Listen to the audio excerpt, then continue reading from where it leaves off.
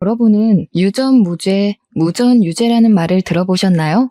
아마 영화나 뉴스를 통해서 한 번쯤은 다들 들어보셨으리라 생각되는데요.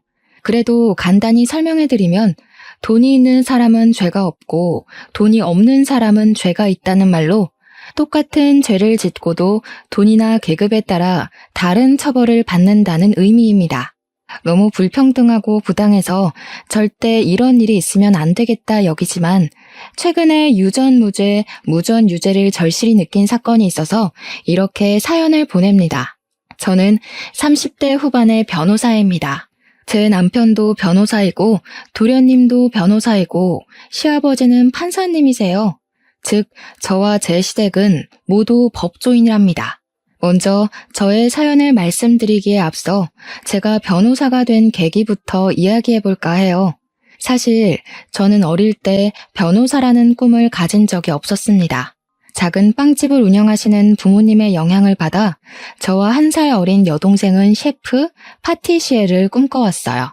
그래서 이 꿈을 이루고자 고등학교를 졸업하고 수도권 대학의 식품영양학과에 입학하게 되었죠. 캠퍼스의 낭만에 흠뻑 젖어 인생에서 가장 아름다운 날들을 살아가리라 다짐하던 20살의 어느 봄날, 강의를 듣다가 청청병력 같은 소리를 들었습니다.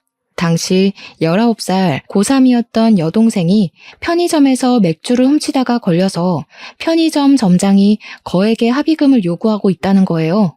저는 깜짝 놀라 강의 중간에 바로 나와 집으로 갔습니다.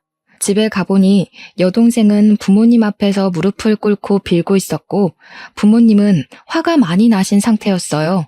그런데 저는 뭔가 조금 이상했습니다. 여동생이 공부에 관심이 없기는 했지만 그래도 남의 물건을 훔치는 등의 나쁜 행위를 한 적은 없었거든요.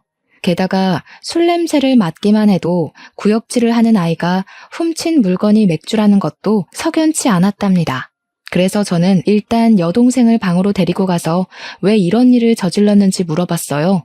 여동생은 제 앞에서 펑펑 울면서 자신은 너무 억울하다고 했습니다. 무슨 일이 있었냐고 물으니 사실 고등학교 1학년 때부터 학교에서 소위 일진이라고 불리는 아이들이 여동생을 계속 괴롭혔대요. 그 무리는 처음에는 단순히 시비만 걸었지만 그래도 그때는 같이 다니던 친구들이 있어서 괜찮았는데 얘네들이 가면 갈수록 여동생을 더 심하게 괴롭히고 누구든지 여동생에게 말이라도 걸면 그 친구도 괴롭혀서 여동생이 친구를 아예 사귀지 못하게 했다지 뭐예요? 심지어 여동생에게 담배와 맥주를 사서 오라고 시켰는데 미성년자라 살 수 없자 여동생을 때리기까지 했답니다. 여동생은 또 맞기 싫어서 어쩔 수 없이 편의점 맥주를 훔치다가 걸린 거였어요. 다행히 편의점 점장님이 경찰에 고소까지 진행하지 않고 합의금만 준다면 그냥 조용히 넘어가겠다고 했대요. 그런데 그 합의금이 너무 거액이라서 우리 가정 형편으로는 도저히 해결할 수가 없었어요. 저는 일단 여동생을 데리고 편의점 점장님을 찾아갔습니다. 점장님 앞에서 저와 여동생을 무릎을 꿇고 사정을 다 말한 뒤 손이 발이 되도록 빌어 합의금을 200만 원까지 낮췄답니다. 우리 형편에 200만 원이 적은 돈은 아니었지만 그래도 아직 미성년자인 여동생이 경찰에 고소당하지 않은 것만으로도 다행이라 생각하며 감사하다고 허리를 숙이고 또 숙였네요. 그리고 여동생을 지독하게 괴롭힌 그 일진들을 가만두지 않겠다는 생각으로 다음날 부모님과 함께 여동생의 학교 교장실로 향했습니다. 교장실에서 교장 선생님, 담임 선생님, 그리고 그동안 여동생을 괴롭힌 학생들을 다 불러놓고 하나하나 이야기를 했어요. 그런데 선생님들의 반응이 시큰둥했습니다. 알고 보니 이 일진들은 다들 경찰, 변호사, 대형 병원 의사 등 잘 사는 집안의 딸들이었고 학교에 기부도 정말 많이 했더라고요. 반면에 우리 집은 빵집의 매출이 잘 나오지도 않았고 게다가 이번에 제가 대학교를 입학하게 되어 돈 나갈 곳이 배로 더 많아진 상황이었어요. 그 덕에 기부금은 엄두도 내지 못했죠. 그래서인지 교장 선생님, 담임 선생님도 가해 학생들을 따끔하게 처벌하지 못했답니다. 결국 가해 학생들은 별다른 징계도 없이 학교에 그대로 다녔고 여동생은 합의금 명목으로 약간의 돈을 받고 일이 무마되었습니다. 그 뒤로 가해 학생들은 제 동생을 돈 없는 빵집 딸이라고 폭행하며 더 심하게 괴롭혔고, 여동생은 그 괴롭힘을 이기지 못해 고3 여름방학을 앞두고 자퇴를 하게 되었어요. 괴롭힘에 지쳐서 쫓겨나듯이 고등학교를 자퇴한 동생을 보며 저는 지금 제가 한가하게 캠퍼스의 낭만을 꿈꾸며 살 주제가 안 된다는 생각이 들었습니다. 부모님이 작은 빵집 사장님이 아니라 사자 직업을 가진 분이었다거나 우리 집에 돈이 정말 많이 있었다면 과연 세상을 19년밖에 살지 않은 어린 여동생이 이렇게 억울하게 당했을까 싶더라고요. 여동생을 보며 저는 정정당당하게 싸워서 이길 수 있을 만한 직업을 가져서 우리 가족을 지켜야겠다고 결심했습니다. 그래서 그 뒤로 하루에 3시간만 자며 공부를 했어요.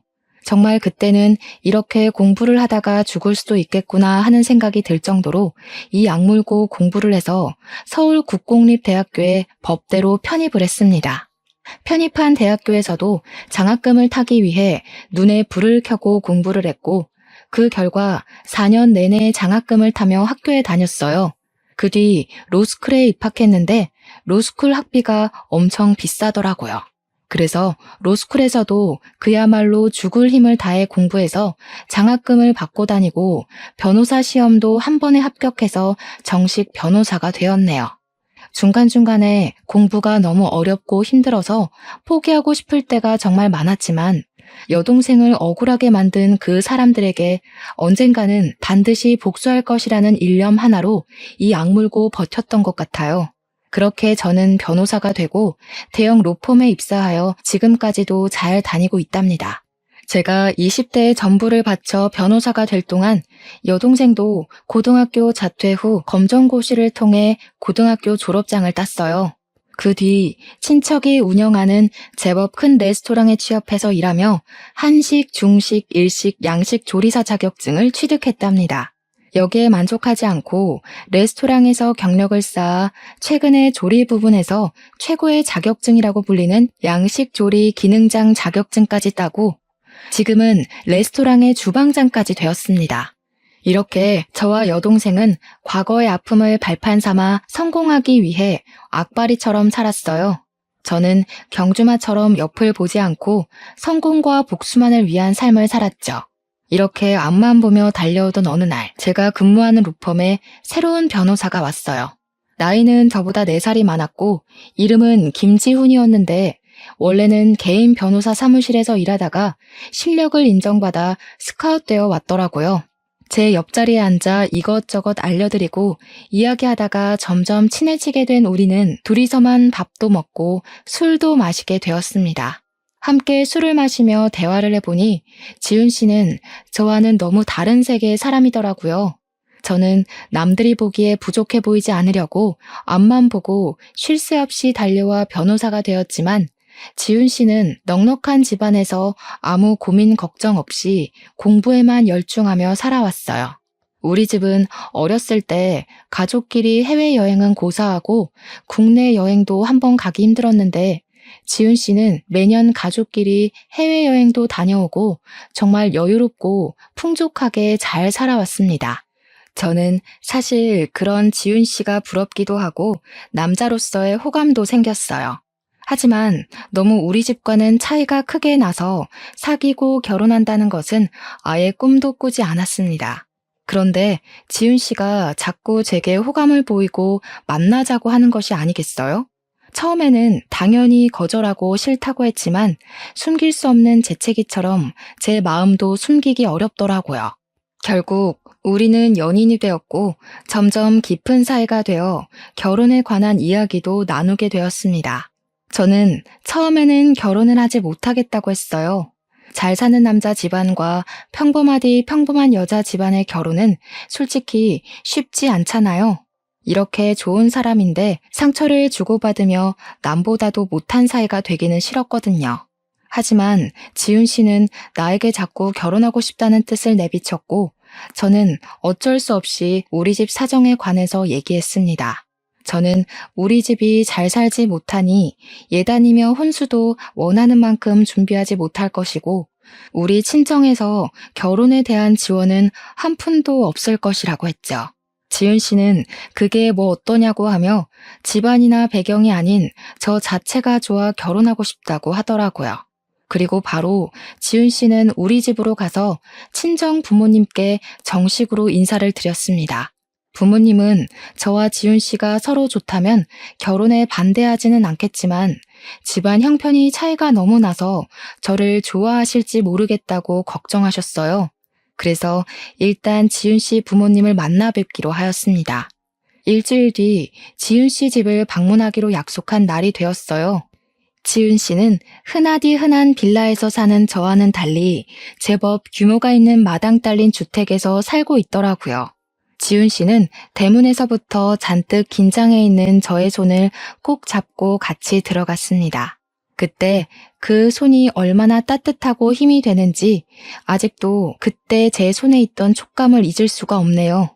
집에 들어가니 시부모님이 아주 인자한 미소를 지으시며 저를 반겨주셨어요. 도련님도 아주 환하게 웃어주시는데 모든 긴장이 싹 풀리더라고요. 시어머니께서 정성스럽게 준비해주신 음식을 먹고 거실에 앉아 커피를 마시면서 이런저런 이야기를 나눴습니다. 우리 지훈이한테 이야기는 많이 들었어요. 친정이 빵집을 한다고 했죠? 네, 어머니. 작은 빵집을 운영하고 계세요. 장사가 잘 되는 것은 아니라서 경제적으로 여유롭지는 못하게 자랐답니다. 그래도 그 어려운 와중에도 공부를 열심히 해서 대형 로펌 변호사가 되었네요. 사실 지훈이한테 경미 씨가 경제적인 형편이 많이 차이 난다고 하며 결혼을 하지 않겠다고 했다는 소리를 들었어요. 그런데 우리는 그렇게 생각하지 않아요. 경제적으로 어렵지만 그래도 열심히 살아서 이렇게 변호사가 된 경미 씨가 대단하고 존경스럽기까지 해요. 그러니까 우리 지훈이가 싫은 것이 아니라면 결혼하지 않겠다는 소리는 하지 않았으면 좋겠어요. 저는 사실 지훈 씨의 부모님이 우리 집 사정을 듣고 결혼시키지 못하겠다고 하시면 어쩌나 정말 많이 걱정했어요. 우리 집은 그냥 작은 빵집이지만 지훈 씨는 아버지가 판사님이시잖아요. 그런데 저의 지난 과거를 높이 칭찬해 주시며 제게 존경스럽다고까지 하시는데 눈물이 다 나더라고요. 그래서 저도 모르게 그 앞에서 펑펑 울었네요. 제가 갑자기 울자 다들 깜짝 놀라셨어요. 죄송해요. 사실 그동안 정말 힘들게 살아왔고 지은 씨는 너무 잘 살아서 둘이 결혼한다는 것은 언감생심이라고 생각했습니다. 오늘 이 자리에 오면서도 제가 감히 부모님을 만나 뵈어도 되나 두렵고 떨리는 마음으로 왔어요. 그런데 이렇게 부족한 저를 따뜻하게 맞이해 주시고 저를 좋게 봐주셔서 정말 몸둘 바를 모르겠어요. 너무 감사합니다. 지은 씨는 우는 저에게 휴지를 건네주고 시어머니는 우는 저를 꼭 안아주며 그동안 정말 고생 많았다고 했습니다. 그러면서 아들만 있는 시어머니의 딸이 되어달라고 하셨어요. 저는 눈물을 흘리며 알겠다고 했고 지은 씨와 결혼을 약속했습니다. 그날 이후 우리의 결혼 준비는 아주 빠르게 진행되었어요.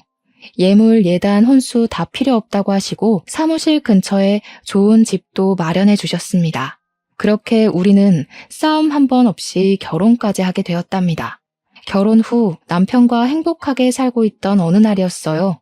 도련님이 결혼하고 싶은 여자가 생겼다며 시부모님께 정식으로 인사드리기 전에 저희 부부에게 먼저 소개하고 싶다는 거예요. 그래서 우리는 여동생이 근무하고 있는 레스토랑에서 보기로 약속을 정했습니다. 공부만 하느라 여자에는 관심이 하나도 없다던 도련님이 갑자기 결혼하고 싶다며 여자를 소개한다니 너무 기대되었어요. 우리 부부는 설레는 마음으로 레스토랑에 먼저 가서 자리를 잡았습니다. 잠시 뒤 도련님과 예비동서가 함께 들어오는데 예비동서의 얼굴이 되게 낯익더라고요. 그냥 누구와 닮은 정도가 아니라 분명히 어디서 본 얼굴인데 전혀 기억이 나지 않았습니다. 궁금한 마음을 뒤로 하고 일단 예비 동서와 간단히 인사를 나눈 후 자리에 앉아 음식이 나오기 전까지 대화를 나눴어요. 저의 예비 동서 이름은 최수진이고 얼굴이 참 예쁘고 말도 잘했답니다. 게다가 집안도 꽤 부유했고 아버지는 경찰 간부이셨죠.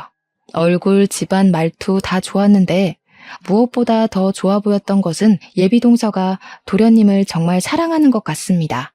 정말 눈에서 꿀이 뚝뚝 떨어진다는 것이 이런 거구나 싶을 정도로 도련님을 사랑스럽게 보더라고요. 도련님 역시 그런 예비동서를 보며 그저 해맑게 웃었습니다. 저와 남편은 행복에 겨운 두 사람을 보며 생전 여자는 모를 것 같던 도련님이 정말 여자를 잘 만났다고 생각했죠. 음식이 나오고 같이 이런저런 이야기를 하며 밥을 먹다가 예비동서가 회사에서 전화가 왔다며 나가서 꽤 오랫동안 오지 않았습니다. 예비동서가 자리에 없을 동안 저도 잠시 화장실을 갔다가 다시 자리로 돌아오는데 레스토랑 구석에서 예비동서와 제 여동생이 인사를 하고 있더라고요. 그런데 반가워하며 웃는 예비동서와는 다르게 제 여동생은 표정이 매우 좋지 않았어요. 어깨를 잔뜩 움츠린 것을 보니 겁을 먹은 것 같았죠. 저는 둘이 서로 아는 사이냐며 다가가서 인사를 하려다가 순간 예비동서를 과거에 봤던 기억이 떠올랐습니다. 저는 예비동서를 여동생이 고등학교 3학년 때 학교 교장실에서 보았어요. 예비동서는 제 여동생을 지독하게 괴롭혔던 일진 무리 중 하나였던 것이었는데 예비동서가 성형하는 바람에 제가 바로 알아보지 못했던 거였어요. 저는 이제 청소년도 아니고 성인인데 생각이 있으면 여동생에게 해코지는 하지 않을 것이라는 생각에 못 본 척하고 자리에 돌아왔습니다. 제가 자리에 앉고 얼마 지나지 않아 예비동서도 오더라고요. 저는 계속 예비동서에 대해 모른 척하고 이야기를 나눴습니다. 이야기하는데 처음에는 예쁘게 보이던 예비동서의 얼굴이 여우 같아 보이고 가식적으로 보이기 시작하더군요. 여동생을 사악하고 짓궂게 괴롭히던 얼굴이 생각나 괴로웠습니다. 점점 표정이 굳어가는 제 모습을 보며 예비동서가 괜찮냐고 물었지만 저는 그냥 계속 별다른 말 하지 않고 오늘은 몸이 좋지 않으니 다음에 더 친해지는 기회를 만들자고 하며 서로 연락처를 주고받았네요. 예비동서는 제게 언니라고 불러도 되냐고 하며 여기 음식이 맛있으니 다음에 다시 와서 자신이 음식을 산다고 하며 헤어졌어요. 그렇게 헤어지고 집에 가는 길에 여동생에게 전화했어요. 그리고 여동생에게 아까 레스토랑에서 봤다고 하며 혹시 예비동서가 일진 무리 중에 하나가 맞냐고 물으니 역시 맞다고 하더라고요. 저는 착하고 순진한 도련님이 그런 나쁜 여자와 결혼하게 둘 수는 없어서 남편에게 이 모든 사실을 이야기했습니다. 그날 밤 남편은 도련님을 따로 다시 만나서 모든 사실을 이야기했어요. 도련님은 남편의 말을 다 듣고도 너무 착하고 여린 사람인데 그럴 리가 없다면서 저와 여동생이 오해한 것이라고 말을 했대요. 저는 어떻게든 이 결혼을 뜯어 말리고 싶었습니다. 제 여동생은 고등학교를 자퇴하고 10년이 지난 지금까지도 그때의 기억 때문에 괴로워하고 밤마다 악몽까지 꾸고 있었거든요. 인생에 한 번뿐인 동생의 학창시절을 처참히 짓밟아버린 원수 같은 사람을 절대 제 가족으로 들일 수는 없었습니다. 그래서 저는 예비동서가 학교폭력 가해자라는 확실한 증거를 찾아야겠다고 생각했어요. 먼저 예비동서의 SNS를 찾아내어 과거의 사진이 있는지 확인했습니다. 하지만 예비동서의 SNS에는 딱히 증거가 될 만한 사진이 보이지 않더군요.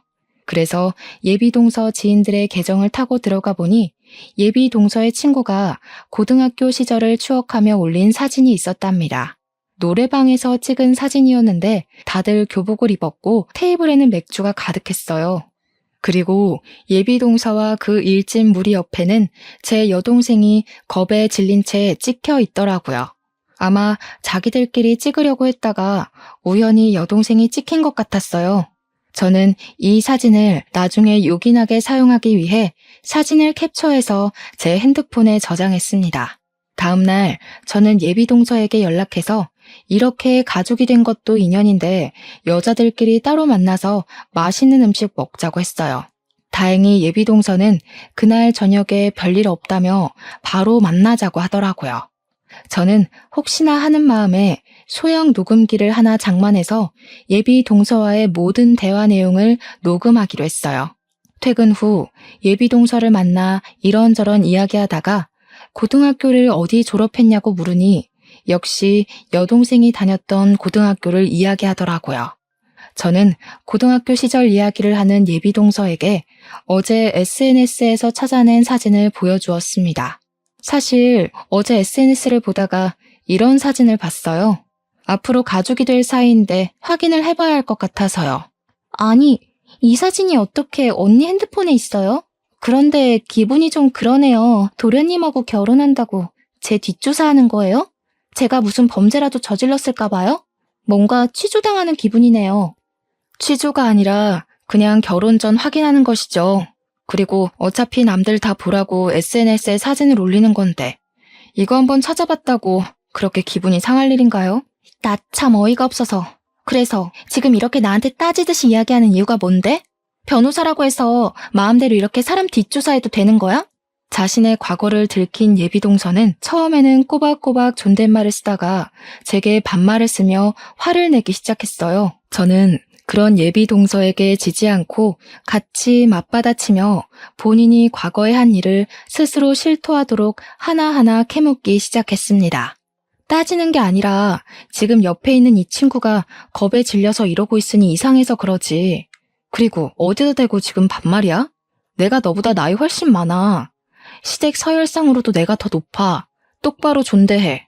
서열 높아서 좋으시겠습니다. 나이 많은 게 자랑도 아니고. 꼰대세요? 무슨 과거 취조하겠다고 난리야. 그래서 이 친구가 그렇게 궁금하다는 거지? 얘 내 똘만이었어. 얘네 부모님이 지지리도 맛없는 빵이나 만드는 빵집 딸이었거든. 그래서 내가 얘 빵집 딸이니까 빵 셔틀 엄청나게 시켰지. 내가 사실은 고등학교 때 학교에서 이름 좀 날렸답니다. 그러니까 언니도 조심해. 아직 내 친구들 무시무시하다. 괜히 시부모님이랑 내 남편한테 까발리지 말고 그 입 딱 다물고 있어요, 언니. 안 그러면 이 사진 속에 있는 친구들 싹 다 불러서 언니 가만두지 않을 테니까. 알겠죠? 예비동서는 아직도 자신이 미성년자인 줄 아는지 정신을 차리지 못하고 저에게 살벌하게 협박을 하더라고요. 저는 이 모든 내용을 다 녹음을 했습니다. 그날 예비동서와 헤어지고 나서 도련님과 남편을 만나 제가 녹음한 내용을 들려주었죠. 도련님은 매우 충격을 받아 아무 말도 하지 못하고 계셨어요. 왜 아니겠어요. 도련님 인생에 처음으로 사랑한 여자였는데 그 여자의 실체가 일진이었다니 충격이 아주 크실 만도 했죠. 그렇게 일주일 정도가 지났습니다. 사무실에서 일하고 있는데 여동생이 울면서 전화가 왔습니다. 예비동서가 그때 자신을 괴롭혔던 일진 무리와 함께 레스토랑으로 찾아왔다는 거예요. 식당에 와서 자신이 결혼하니 돈을 달라고 협박하고 돈이 없다고 하자 단체로 폭행을 했다는 거 있죠. 왜 가만히 맞고만 있었냐고 하니 여동생은 고등학교 시절에 너무 호되게 당해서 얼굴만 봐도 너무 무섭다는 거예요. 그래서 제가 그럼 차라리 숨어있지 그랬냐고 했는데 그렇지 않아도 일진 무리가 레스토랑에 온 것을 보고 주방에서 나오지 않고 있다가 2시간 정도 후에 당연히 갔을 줄 알고 음식물 쓰레기를 버리러 뒷문으로 나갔대요. 그런데 하필이면 그 뒷문 쪽에 예비동서와 일진 무리가 있었다지 뭐예요? 여동생은 혼자였고 예비동서는 무리지어 있었으니 속수무책으로 당했다고 하더라고요. 저는 너무 화가 나서 바로 고소를 하려다가 도련님과 시부모님에게 확실히 예비동서의 실체를 알려주기로 했어요. 일단 정확한 증거 확보를 위해 동생이 폭행당한 곳으로 갔어요. 다행히 동생이 폭행당한 장소에 레스토랑에 CCTV가 있었고 근처에 주차된 자동차도 있더라고요. 바로 레스토랑의 사장님인 사촌에게 부탁해서 CCTV와 자동차 블랙박스 영상을 확보했습니다. CCTV와 블랙박스를 보니 아주 가관이더라고요. 이 영상만 보아도 특수폭행죄로 실형을 살 수 있는 상황이었습니다. 이렇게 모든 증거를 확보 후 여동생을 데리고 병원에 가보니 전치 2주가 나왔어요. 그 길로 여동생을 입원시키고 여동생이 폭행을 당했다는 진단서를 끊었습니다. 그리고 남편과 도련님을 만나서 모든 영상을 보여줬죠. 도련님은 이 영상을 보고 예비 동서와 절대 결혼해서는 안 되겠다고 하며 제가 하자는 대로 하겠다고 하더라고요. 일단 이 영상은 좀 더 나중에 시부모님께 보여드리기로 하고 도련님께는 예비 동서가 여동생 앞에서 진심으로 사과하는 모습을 보고 싶으니 아직은 모른 척하고 조금만 더 만나달라고 부탁했네요. 2주일 후 동생이 퇴원하고 며칠 더 쉬었다가 레스토랑으로 복귀를 했습니다. 저는 동생의 레스토랑 복귀와 동시에 시부모님, 우리 부부, 도련님과 예비 동서까지 다 같이 만날 자리를 마련했어요. 당연히 장소는 여동생의 레스토랑이고요. 시부모님은 드디어 둘째 며느리를 보는 거냐며 너무 기대하고 계셨습니다. 그런 모습을 보니 죄송스러웠지만 그래도 제 여동생이 10년 전에 당한 내용을 아시게 되면 이 정도는 이해해 주시리라 믿었네요. 드디어 예비 동서의 실체가 낱낱이 드러날 날이 되었어요. 저와 시댁 식구들, 그리고 예비 동서까지 한자리에 모였죠. 예비 동서는 시부모님을 뵌다고 단아하게 보이고 싶어서인지 얌전해 보이는 새하얀 원피스를 입고 왔더라고요. 모두가 자리에 앉아 음식 주문을 하니 여동생이 식전 수프를 직접 들고 저희 테이블로 왔어요. 저와 여동생, 그리고 남편과 도련님은 미리 계획한 대로 여동생에 대해 모른 척하고 앉아 있었답니다. 어머, 너 진미 아니니? 나 수진이야. 너 고등학교 동창. 기억나지? 그럼 기억하지. 내가 널 어떻게 잊겠니? 여기는 무슨 일로 온 거야? 아, 저번에 결혼한다더니 예비시댁과 식사하러 온 거야? 응. 근데 너는 아직 홀서빙이나 하고 있니? 이런 홀서빙은 20대 초반 때 취미 삼아 하는 거지. 지금은 30대인데 이제는 제대로 된 직장을 구해야 하지 않겠어? 그래도 고등학교 때 맨날 붙어 다니던 친구였는데 네가 이러는 모습 보니까 걱정된다 얘. 이렇게 돈 모아서 결혼이나 할 수 있겠니? 그러게 나는 언제 돈을 모아서 너처럼 결혼하려는지 모르겠네. 하긴 너희 집이 좀 힘들긴 했지. 너희 부모님 아직도 그 조그만 빵집 하시니? 네가 고등학교 때 빵 많이 가져오고 그랬는데. 그런데 뭐 빵집 장사로 돈을 얼마나 버시면 버시겠어. 너도 참 사정 딱하다. 이렇게 열심히 사는데 여전히 힘들고 말이야. 이거 내 명함이니까 받아. 그리고 힘들면 언제든지 연락해. 너 지금 이 일에서 1년에 2천만 원은 버나 몰라? 뭐 어쨌든 내가 그 정도는 바로 빌려줄 수도 있으니까 부담 갖지 말고 힘들면 연락해. 예비 동서는 우리 집안이 어렸을 때 힘들었던 것을 들먹이며 은근히 깔보고 무시하며 제 여동생에게 명함을 건넸습니다. 그 순간 여동생은 손이 미끄러진 척하며 예비 동서의 하얀 원피스에 샛노란 단호박 수프를 쏟았어요. 어머, 미안해. 너 명함을 받으려다가 손이 미끄러져 버렸네.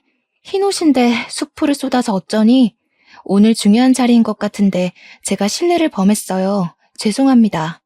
예비 동서는 화가 단단히 난 표정이었지만 자리에 시부모님이 계셔서인지 얼굴을 찡그리기만 하고 차마 큰 소리를 내지 못했습니다. 여동생은 시부모님과 우리에게 죄송하다고 말한 뒤 앞에 있던 휴지로 수프를 닦으려고 하는데 휴지로 닦을수록 얼룩이 점점 더 번지더라고요. 오늘 예쁘게 보인다고 비싼 옷 산 것 같은데 누렇게 물들어서 어떻게 해요? 꼭 화장실 실수한 것 같네. 아, 됐어. 그만 닦아. 옷이 더 상하잖아. 어머님, 저 잠시 화장실 가서 옷 좀 닦고 올게요. 예비 동서는 여동생에게 화를 버럭 내고서는 시부모님께 화장실에 다녀오겠다며 나갔고 여동생도 따라 나갔어요. 그네야, 근데 저 직원 너 여동생 아니니? 왜 아는 척도 안 하고 있어? 어머님, 사실은 예비 동서가 제 여동생을 괴롭힌 학교폭력 가해자예요. 미리 말씀 못 드려서 죄송해요. 저 여자 인성이 얼마나 바닥인지 어머님 아버님께 보여드리려고 일부러 이 레스토랑에서 만나자고 한 거예요. 자세한 내용은 이따가 저 여자 오면 자세히 말씀드릴게요. 일단 저 지금 화장실 좀 다녀오겠습니다. 저는 제 동생이 예비 동서에게 큰 실수를 저질렀으니 분명히 동생한테 뭐라고 할 것으로 생각해서 화장실로 갔는데 예비 동서가 없더라고요. 혹시나 해서 레스토랑 뒷문으로 가봤더니 거기에 예비 동서가 있었고 그곳에서 제 동생을 괴롭히고 협박하고 있었답니다. 저는 몸을 숨기고 휴대폰을 꺼내서 몰래 영상을 찍기 시작했어요. 야, 너 미쳤냐? 오늘이 어떤 날인데 이런 실수를 저질러? 이 옷이 얼마짜리인 줄이나 알아? 네가 여기서 한 달간 뼈 빠지게 홀서빙을 해도 살 수 있을까 말까 한 옷이야. 하긴 너 따위가 이렇게 좋은 옷을 알 리가 없지. 그저 거적대기 같은 옷만 입던 애가 뭘 알겠어? 예비동서는 화가 많이 났는지 여동생의 머리와 어깨를 밀치며 위협적인 행동을 하더라고요. 야, 너 내 옷 이딴 식으로 만들어놨으니까 돈 내놔. 고등학교 때도 나한테 돈이며 빵이며 잘 갖다 바쳤잖아. 내가 왜 나한테 돈이라도 맡겨놨어? 또 맞고 싶어서 환장했냐? 이게 어디서 지금 눈을 쌍심지를 켜? 멍청한 년. 그러다가 또 얻어 터져서 병원 신세 지지 말고 좋은 말 할 때 돈 가져와라. 넌 내 똘만이잖아. 설마 그새 잊은 거 아니지? 그때의 아름다운 추억들 말이야. 궁상맞게 굴지 말고 다음 주에 여기 다시 올 테니까 그때 돈 두둑히 준비해놔라. 저는 이 모든 것을 다 몰래 찍어서 재빨리 다시 레스토랑으로 들어갔습니다. 제가 자리에 앉고 얼마 지나지 않아 예비동서도 들어오더라고요. 흰옷에 얼룩져서 잘 지지가 않았네. 어쩌면 좋아? 근데 말이야, 아까 그 친구한테 언니 하나 있지 않아? 그걸 언니가 어떻게 아세요? 그 친구의 언니가 바로 나거든. 그래서 나는 네가 고등학교 때 그 친구에게 무슨 짓을 벌였는지 다 알고 있었단다. 어머님, 아버님, 사실 여기 앉아있는 예비동서는 제 여동생을 자퇴까지 시킨 악랄한 범죄자예요. 저의 폭탄 발언에 예비동서는 당황한 표정을 지으며 도련님과 시부모님의 눈치를 보더라고요. 하지만 그것도 잠시 바로 자신의 표정을 숨기고 여유 있는 척을 하며 바로 말을 이어갔습니다. 아, 어디서 많이 뵀다 했더니 진미 언니셨어요? 언니 성함이 경미라는 것을 듣고도 왜 그때 몰랐을까? 언니 반가워요. 근데 그래봤자 10년 전 이야기이고 철없는 고등학교 시절 친구들과 장난친 것뿐인데 그거 가지고 너무 진지하게 그러시네. 솔직히 언니도 고등학교 시절 때 친구들이랑 장난치고 그러지 않았어요? 저는 그냥 장난을 친 건데 언니 동생 진미가 멘탈이 워낙 약해서 그렇게 자퇴한 거를 왜 제 탓을 하세요? 그렇게 따지면 저도 참 억울합니다. 과연 그냥 장난이었을까? 그럼 방금 레스토랑 뒷문에서는 그것도 설마 장난친 거니? 뒷문이요? 전 그냥 화장실 가서 언니 동생이 제 옷에 쏟은 수프 닦고 왔는데요. 네가 화장실만 가서 수프만 닦고 왔다고? 내가 이 두 눈으로 똑똑히 본 게 있는데? 어머니, 아버지, 놀라지 마세요. 방금도 레스토랑 뒷문에서 제 여동생을 협박하고 있더라고요. 제 말이 믿기지 않으시면 제가 방금 찍은 영상 보여드릴게요. 저는 제가 찍은 영상을 시부모님께 보여드렸습니다. 영상을 보니 얼굴은 잘 나왔는데 자동차가 지나가는 소리 때문에 대화한 내용은 잘 들리지 않더라고요. 하지만 예비동서가 동생의 얼굴과 어깨를 밀치는 장면은 확실히 찍혀 있었고 누가 봐도 예비동서가 여동생을 협박하는 것으로 보였죠. 이 영상을 보신 시부모님께서는 깜짝 놀라셨습니다. 아니, 어떻게 사람이 이렇게 앞과 뒤가 다를 수가 있니? 게다가 학교폭력이라니. 법조인 집안에서 학교폭력 가해자를 며느리로 들일 수는 없다.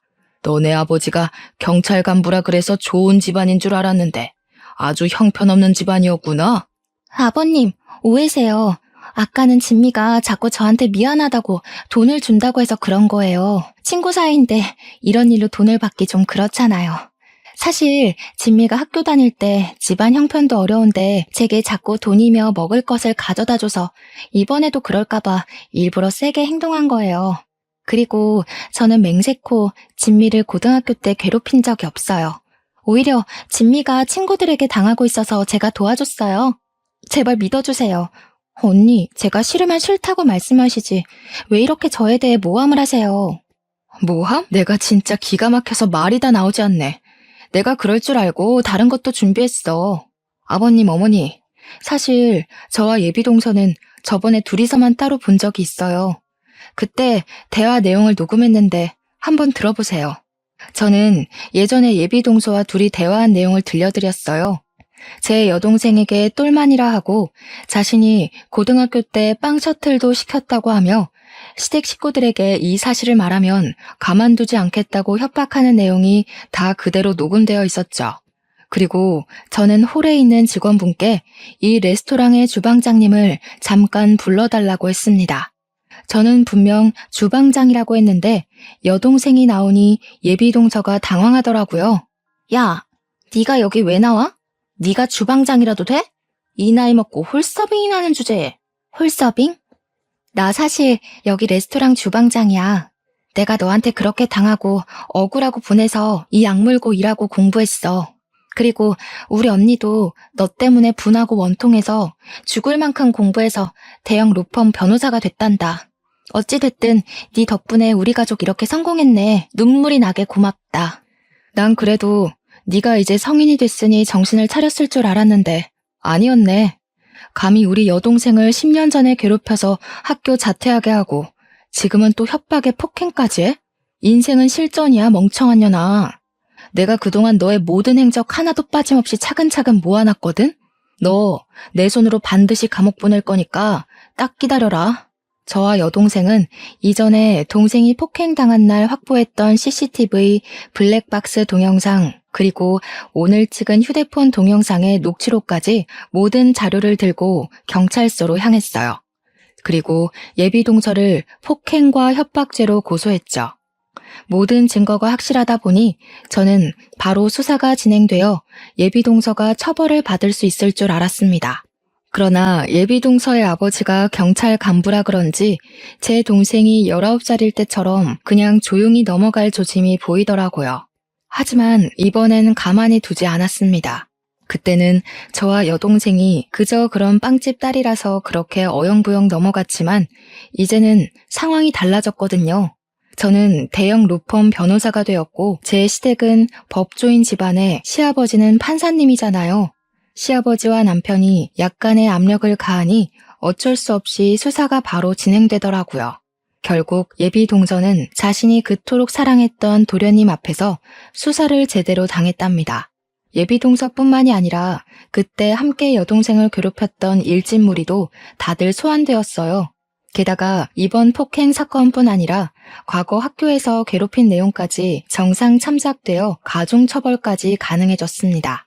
아직은 수사 중이라 판결이 나지 않았지만 우리는 예비동서와 그 무리가 어떤 요구를 해도 절대 합의를 해주지 않을 것이랍니다. 제 하나뿐인 동생의 학창시절을 암흑 속에 던져넣었는데 그들이 10억, 100억을 준다 해도 용서하지 못하겠어요. 그 뒤로 시부모님은 도련님을 하마터면 이혼남으로 만들 뻔했는데 지혜로운 며느리 덕에 피했다고 하며 고마워하셨어요. 그리고 시아버지는 제 여동생이 정말 고생이 많았다고 하시며 또 다른 학교폭력 피해자가 생기는 것을 막기 위해 학교폭력 관련 법률 상담을 무료로 해주시고 계십니다. 바쁘신데 힘드시지 않냐고 여쭸더니 10년 전 저와 여동생처럼 돈이 없고 법을 알지 못해 고통받는 어린 학생들을 생각하면 힘든 줄도 모르겠다고 하시며 잠을 줄여서라도 돕고 싶다고 하셨어요. 저와 남편 역시 그런 시아버지를 도와 함께 무료 상담을 하고 있답니다. 그리고 제 여동생은 식당에서 더 열심히 일에 매진하며 본인의 커리어를 높이는 데 힘쓰고 있습니다. 여동생은 바쁜 와중에도 틈틈이 저의 시아버지를 도와 학교 폭력을 당한 학생들의 이야기를 들어주고 있어요. 여동생이 19살 때 왕따 당하는 자신이 너무 부끄러워서 저와 부모님께도 이 사실을 말할 수가 없었고 도움을 요청할 수도 없었대요. 그래서 그들이 더 악랄하게 자신을 괴롭혔던 것 같다며 지금 학교 폭력을 당하는 학생들도 분명히 같은 마음일 테니 그들의 언니와 누나가 되고 싶다고 하더라고요. 그들의 이야기를 들어주는 여동생의 옆에서 지켜보니 학교 폭력 피해자들이 누군가가 자신의 편이 되어주고 억울한 사연을 마음을 다해 들어주는 것만으로도 크게 밝아지는 모습을 볼 수 있었답니다. 그래서 저도 이 아이들에게 힘이 되고자 최선을 다해 도와주고 있어요. 도련님은 인생의 첫 여자에게 큰 상처를 받고 그 뒤로 일에만 열중하고 있습니다. 아직 많이 힘들어하고 계셔서 저와 남편이 도련님과 같이 말동무도 하고 술친구도 되어주고 있어요. 착하고 마음 여린 도련님이 충격에서 얼른 벗어나서 인성이 좋은 평생의 짝을 꼭 만났으면 좋겠네요. 이번 일을 겪으면서 느낀 점이 하나 있어요. 제가 20살 때는 돈도 없고 정말 아무것도 없는 너무 평범한 집안이라 이들에게 그저 당하기만 했지만 이제는 변호사가 되고 주변에 법조인들이 있으니 같은 상황에서 다른 결과가 나오는 것을 두 눈으로 똑똑히 보게 되었습니다. 예전에는 돈이 없기만 해서 그냥 그런가 보다 하고 살았는데 약간의 돈과 권력이 생기니 확실히 달라지기는 하네요. 사회가 많이 달라졌다고는 하지만 아직은 유전무죄, 무전유죄가 통하는 세상이라는 것을 확인하니 뭔가 씁쓸하더라고요. 사실 제가 변호사가 되게 된 계기가 정의를 위해서가 아니라 단순히 약간의 힘과 권력을 얻기 위해서였잖아요. 하지만 제가 이런 일들을 겪고 나니 다양한 이유로 억울한 사람들을 위해 정말 정의로운 변호사가 되도록 노력해야겠다는 생각이 드네요. 그리고 많이 부족하지만 저를 며느리로 받아주시고 지금까지 시집살이 한번 시키시지 않은 우리 시부모님께 진심으로 감사하다는 말 꼭 드리고 싶네요. 제가 변호사가 되었지만 판사이신 시아버지의 입김 아니었으면 이렇게까지 하지는 못했을 거예요. 마지막으로 말하지 못할 사정으로 힘든 길을 걷고 계시는 분이 계신다면 저와 동생의 이야기를 통해 위로와 용기를 얻으셨으면 좋겠습니다. 저 역시 힘든 분들에게 힘이 되는 변호사가 되고자 노력하겠습니다. 저의 이야기 들어주셔서 감사합니다.